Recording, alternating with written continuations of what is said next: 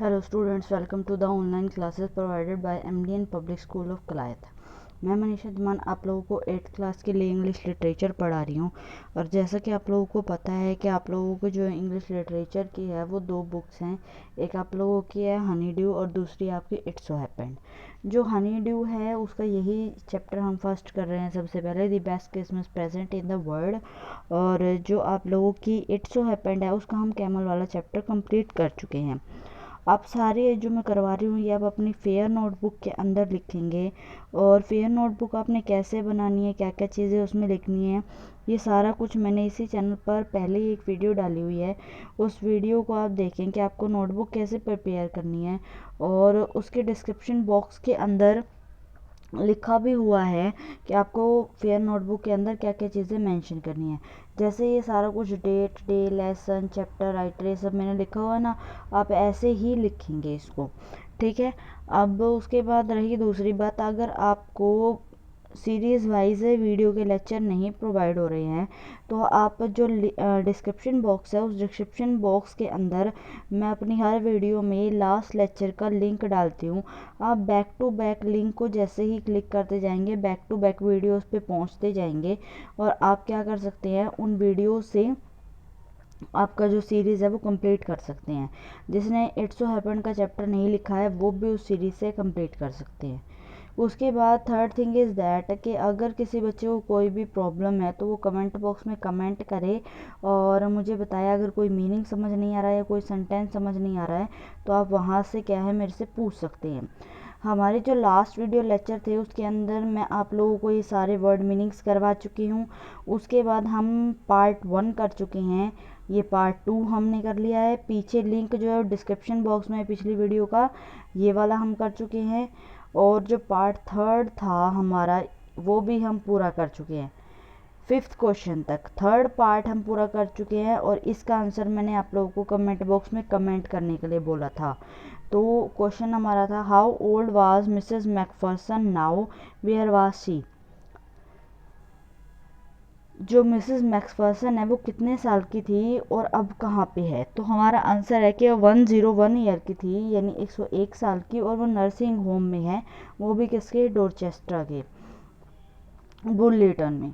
She was 101 year, she was 100 यानी 100 और 1 एक, वो 101 साल की थी, ओल्ड थी। नाउ अब शी वाज इन बुलिंगटन, अब वो कहाँ पर है, बुलिंगटन हाउस में है। नर्सिंग होम है वो एक, कहाँ पर है, बुलिंगटन हाउस ऑन डोरचेस्टर रोड, जो कहाँ पर है, डोरचेस्टर रोड पे एक नर्सिंग होम है, बुलिंगटन हाउस नर्सिंग होम। अब वहाँ पर मिसेस मैकफरसन रहती हैं। उसके बाद ये 3rd पार्ट आपका यहीं ख़त्म होता है, आपका शुरू होता है पार्ट 4th। पार्ट 4th में आपका पहला क्वेश्चन है, हु डिड कोनी McPherson think her visitor was. Visitor यानी कि जो उससे मिलने आए थे, उसके पास घूमने आए थे। कोनी के अकॉर्डिंग, यानी कोनी मैकफरसन जो थी उसके अकॉर्डिंग वो विजिटर कौन था जो उसके पास मिलने आया था। बताओ, फटाफट से बताओ इसका आंसर। देखो, मिसेस मैकफरसन ने क्या सोचा, जब वो लेटर जो था उत्तर ने कोनी को दिया तो उनके माइंड में क्या आया कि उनका हस्बैंड जो जिम मैकफरसन था वो वापस आ गया है। तो इसीलिए उन्होंने सोचा कि वो जो विजिटर है वो कौन है, वो उनका हस्बैंड है, कौन है, जिम मैकफरसन। तो मिसेस मैकफरसन थॉट क्यों आया, थिंक की second form thought. Mrs McPherson ने सोचा, क्या सोचा था, दैट कि हर विजिटर, उसका जो मिलने आने वाला जो पर्सन है, वाज जिम मैकफरसन, वो कौन है, जिम मैकफरसन है, हर हस्बैंड, जो कौन है, उसका हस्बैंड। उसके बाद second question, which sentence in the text shows that the visitor did not try to hide his identity। आपने जब चैप्टर पढ़ा, उसका 4th पार्ट पढ़ा, तो उसके अंदर वो कौन सा टेक्स्ट यानी कौन से वर्ड्स थे जिनसे आपको ये पता लगता है कि वो जो विजिटर यानी वो जो ऑथर आया था उसने कोशिश नहीं करी हाइड करने की, छुपाने की, अपनी आइडेंटिटी यानी अपनी पहचान छुपाने की कोशिश नहीं करी। आप लोगों ने चैप्टर पढ़ा था, आप लोगों को याद होगा कि जब जो ऑथर था वो कहाँ गया था, ऑथर मिसेस मैकफर्सन से मिलने के लिए गया था, तो उसने वहाँ जाके क्या बोला था कि मैं कौन हूँ, मैं फ्रेंड हूँ किसका, मिसेस मैकफर्सन का, और उनसे मिलने आया हूँ। तो इट मीन्स उन्होंने कोई आइडेंटिटी नहीं छुपाई, वो चाहने को अपना नाम कोई भी बता सकते थे। ठीक है, तो वही सेंटेंस यहाँ पे आपको डिफाइन करना है। दिस सेंटेंस क्या था वो sentence, I sad I was a friend. वो कहता है कि वहाँ जाके मैंने क्या बोला कि मैं फ्रेंड दोस्त हूँ, कम टू विजिट आया हूँ विजिट मिलने मिसेस मैकफर्सन, मैं मिसेस मैकफर्सन का दोस्त हूँ, उनसे मिलने के लिए आया हूँ।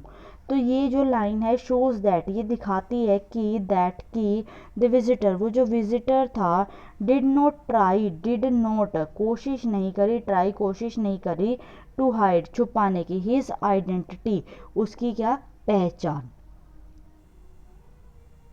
अब आप लोगों के ये जो 4 पार्ट्स हैं ये पूरे हो चुके हैं। अब इसके हम लोग वेरी शॉर्ट क्वेश्चन करेंगे आज ही।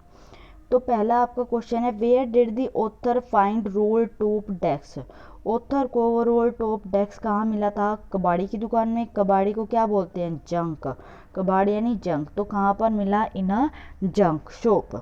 What did the author put out of the desk, author ने पुल आउट क्या खींचा उस डेस्क के अंदर से, क्या खींचा, ड्रॉवर खींचा था, तो क्या खींचा, ड्रॉवर।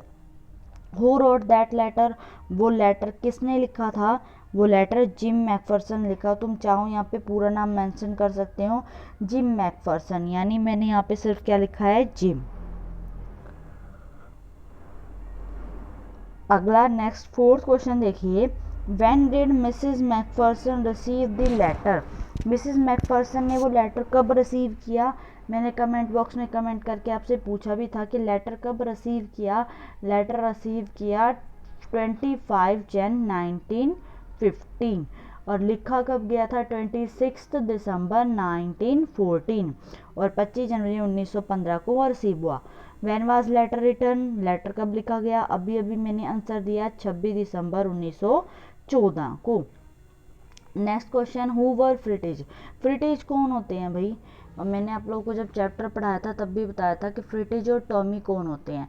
दोबारा बताती हूँ, जो फ्रिटिज होते हैं, फ्रिटिज बोला जाता है जर्मन सोल्जर्स को, और टॉमी बोला जाता है ब्रिटिश सोल्जर को। तो हु वर फ्रिटिज, फ्रिटिज कौन होते हैं, जर्मन सोल्जर्स होते हैं क्या, फ्रिटिज। हु वर टॉमी, टॉमीज मैंने अभी अभी बताया कौन होते हैं, टॉमीज, टॉमीज होते हैं British soldier, British soldiers. 7 question हो गए, इजी थे। अब आगे देखो 8 question, who won the football match, football match किसने जीता। जब उसने बड़े दुख के साथ बताया जिम मैकफर्सन ने कि ब्रिटिश सोल्जर क्या थे, फुटबॉल मैच जीत गए थे। What did the soldier from both side long for, long means इच्छा होती है और लॉन्ग मीन्स लंबा भी होता है। दोनों तरफ के साइड्स के जो सोल्जर थे क्या इच्छा कर रहे थे, बोथ साइड के जो सोल्जर थे क्या विश थी उनकी, पीस, पीस यानी कि शांति। दोनों सोल्जर, दोनों साइड के सोल्जर एक ही चीज़ मांग रहे थे, वो क्या थी, शांति, की जल्दी ये जो युद्ध है ये ख़त्म हो जाए। What damage mister Macpherson house, Mrs Macpherson का जो हाउस था वो किसने डैमेज कर दिया था, उसके अंदर आग लग गई थी, फायर से डैमेज हो गया था। और रोल टॉप डेस्क आप लोगों को पता था, रोल टॉप डेस्क किस तरह से डैमेज हो रहा था, पहले फायर से डैमेज था कुछ, और कुछ किससे, वाटर से। तो इट मीन्स फायर लगी थी, फिर फायर ब्रिगेड आई और उसने पानी गिर के आग को बुझा दिया। नेक्स्ट क्वेश्चन है, which occasion did soldier of both side celebrate together, कौन सा ओकेजन था जो दोनों साइड के सोल्जर्स ने एक साथ टुगेदर इकट्ठा मिलकर सेलिब्रेट किया था। वो क्या था आप लोगों का, क्रिसमस था। क्या था, क्रिसमस उन्होंने इकट्ठे सेलिब्रेट किया था। ये सारी की सारी जो बातें हो रही हैं किसकी हो रही है, क्रिसमस की हो रही हैं। नेक्स्ट है, where did Jim McPherson leave, where did Jim McPherson कहाँ पर, लीव कहाँ पर रहते थे भाई जिम मैकफर्सन, डोरसेट में। क्योंकि जब ऑथर गया मिसेस मैकफर्सन को ढूंढने के लिए तो वो कहाँ गया था, डोरसेट गया था। डोरसेट से उसे कहाँ का एड्रेस मिला, कहाँ का एड्रेस मिला उसे, नर्सिंग हाउस, जो विलिंगटन नर्सिंग हाउस है उसका एड्रेस मिला। तब वो वहाँ पर उन लेडी से मिलने गया। तो ये आप लोगों के जो थे ये आपके क्या थे, short question, very short question थे। लॉन्ग क्वेश्चन हम कल करेंगे और ये चैप्टर आपका ख़त्म हो जाएगा। फिर हम लोग पोएम स्टार्ट करेंगे, वो पोएम भी आपकी यहीं पे आपको लिखनी है। तो ये वाले जो हैं आपके स्क्रीनशॉट ले लो, ये क्वेश्चन करने हैं आपको आज 4th पार्ट के। उसके बाद इन क्वेश्चंस के आप स्क्रीनशॉट ले सकते हो 5 तक। 5 के बाद ये 6 to 7 के स्क्रीनशॉट लो, ये करने हैं आपने।